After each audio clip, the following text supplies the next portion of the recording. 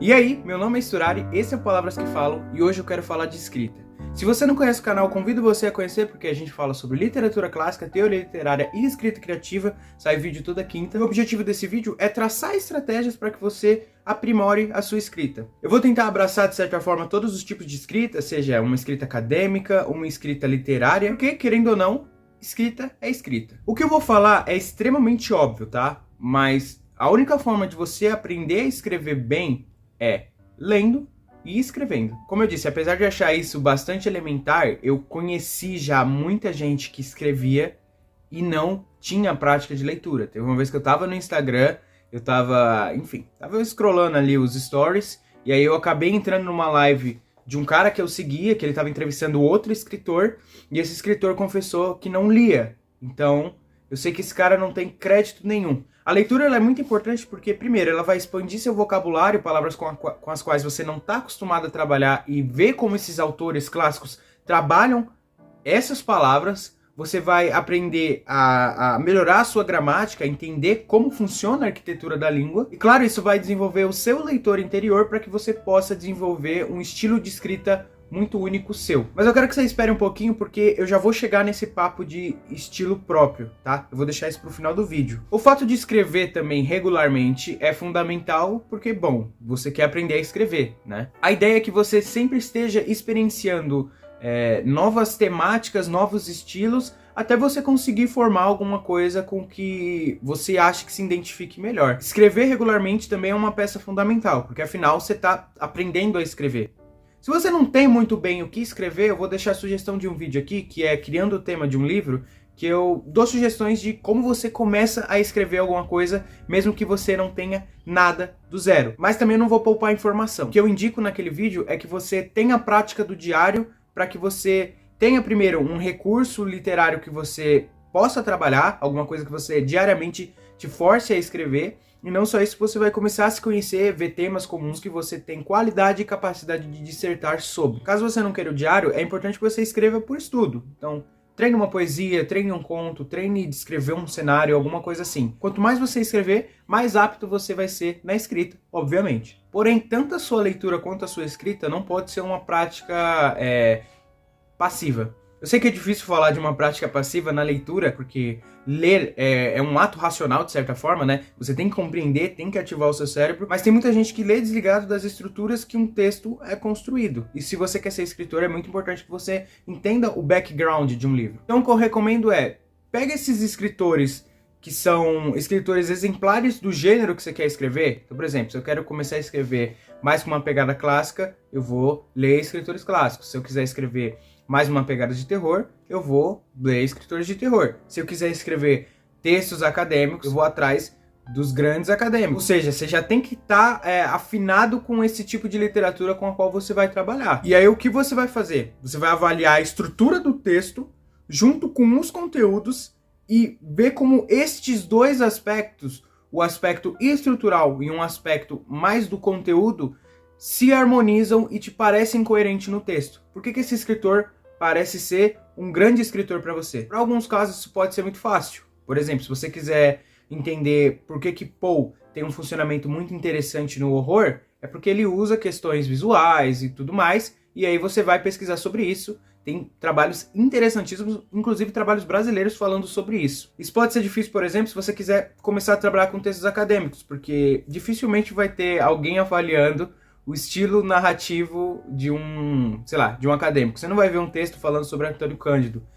Até tem, mas assim, é mais raro, vai ser uma ação que você vai ter que entender. Mas, por exemplo, se o seu objetivo é melhorar a escrita para a parte acadêmica, eu recomendo muito você ir atrás dos documentos do Mário de Andrade, porque Mário de Andrade, ele foi poeta, mas ele foi muito um grande acadêmico da literatura brasileira. É absurdo as coisas que ele já produziu. E assim, a capacidade bibliográfica dele, como ele se organizava, era muito bem feito. Outra coisa que vai te ajudar a escrever muito bem também é se inscrever nesse canal, porque eu tô sempre trazendo esse tipo de conteúdo. Então, enfim, você tem que ir atrás dos grandes, tá ligado? Isso é uma dica que eu já quero dar. Tenta ir atrás dos grandes da sua língua.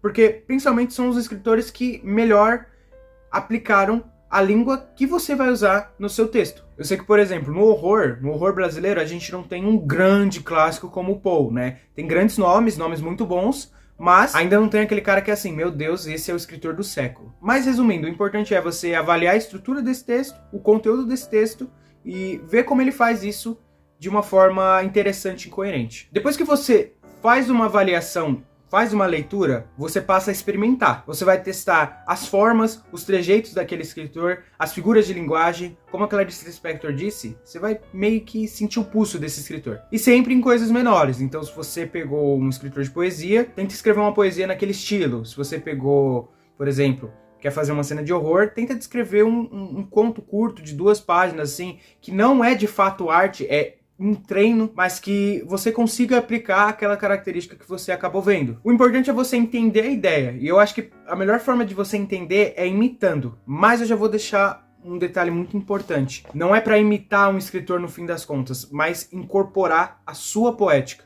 e entendê-la para que você tenha recursos lá para o futuro, para caso aconteça algum problema que você vai ter que escrever sobre esse tipo de situação, você tenha recursos para lidar com aquilo. Até porque você imitar um escritor é um grande erro, porque são escritores diferentes, em épocas diferentes, que tiveram seus sucessos diferentes, com livros com efeitos diferentes. O importante é você ter um recurso para lidar com o problema futuro, você entender como funciona, para você até criar novas formas de lidar com o mesmo problema. Porque a imitação é um grandíssimo erro. Para que eu quero simplesmente ler um imitador de Shakespeare se eu posso ler Shakespeare? Não é como se Shakespeare tivesse poucas peças, não. Ele tem peça o suficiente. Eu acho que vale incorporar, sabe? Porque não adianta você tentar ser o escritor que você quer ser. Você tem que ser o escritor que você é. No fim, você imitar um escritor é você limitar a sua própria voz como escritor. Tem coisas que só você vai conseguir falar, coisas que só você vai conseguir comparar, imagens que só você vai conseguir criar. Mas isso não negligencia o estudo. É muito importante você entender como o escritor fez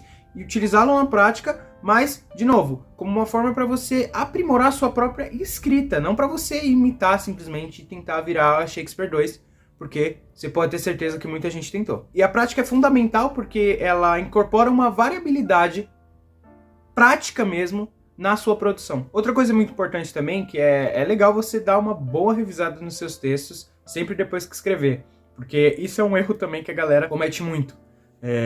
Um escritor só publica um livro depois que ele já está cansado de revisar aquele texto, né? A prática da escrita é uma constante revisão. Se você não tem a prática de revisar o seu texto, eu sinto muito, mas talvez seu texto não seja tão interessante. Eu sei que existem 2 tipos de escritores, né? O escritor que arquiteta suas ideias e depois passa para o papel, e o escritor que passa para o papel e depois arquiteta suas ideias, né? E é claro que o segundo caso, ele vai ser um escritor que realmente vai exigir muita mais revisão. Mas os 2 vão precisar que você tenha uma consciência muito importante do seu texto. Porque, às vezes, uma coisa que você arquiteta e passa para o papel não funciona tão bem. Talvez o que ocorra isso é porque você não tenha a visão, né? Às vezes você está com os olhos tão acostumados para um tipo de leitura que você não consegue enxergar os erros. E aí que entra a seguinte dica. É legal você pedir feedback para amigos seus. Eu sei que é meio foda você pedir para algumas pessoas, porque tem muitas pessoas que não vão querer falar coisas que incomodam no texto, porque tem medo de te chatear. E isso é uma dica já que eu te dou. Perca a vaidade como escritor, né? Quando você enviar um texto, deixa o cara meter o pau no que ele quiser. Se ele quiser falar, mano, eu não gostei dessa palavra que você usou, porque essa palavra ninguém conhece. Ou se o cara falar, sei lá, o seu texto tá muito prolixo. Ou se o cara falar, não entendi esse ponto. É claro, depende da pessoa com a qual você tá lidando. Às vezes, de fato, a pessoa tá muito certa. Mas você tem que ter uma guarda boa o suficiente para identificar o que é um erro e o que não é. É legal sempre você ter uma galera que manja de literatura para te ajudar sobre isso, né? Tem muita gente no Instagram boa para isso. Sinceramente, talvez se você não tenha algum, é questão de você começar a entrar mais nesses círculos de escrita e tal. No Instagram tem muita coisa interessante, tá? Outra dica que é bem prática é você começar a usar recursos de escrita que a gente tem na internet, né? Você tem um dicionário de sinônimos na internet fácil, o que permite você ter um texto mais polido com uma menor quantidade de palavras repetidas. Mas tem que tomar cuidado também, né? Porque sinônimo não é exatamente a mesma palavra, né? São palavras diferentes. Você usar a palavra fechadura e a palavra aldrava podem ter significados próximos, mas uma aldrava é uma aldrava, uma fechadura é uma fechadura. Você tem que tomar cuidado para não entrar num vórtice de palavras estranhas que ninguém conhece, porque aí seu livro é um remix do dicionário. Então é isso, eu espero que eu tenha ajudado. Eu passei um pouco da minha experiência pessoal, né? Essas soluções que eu passei são soluções bem práticas e soluções que eu acabei usando também. Se você gostou do vídeo, deixa o like, se inscreve no canal. Também me segue no Instagram, que é onde eu compartilho boa parte da minha jornada de estudos e também coisas referentes ao YouTube. E é isso.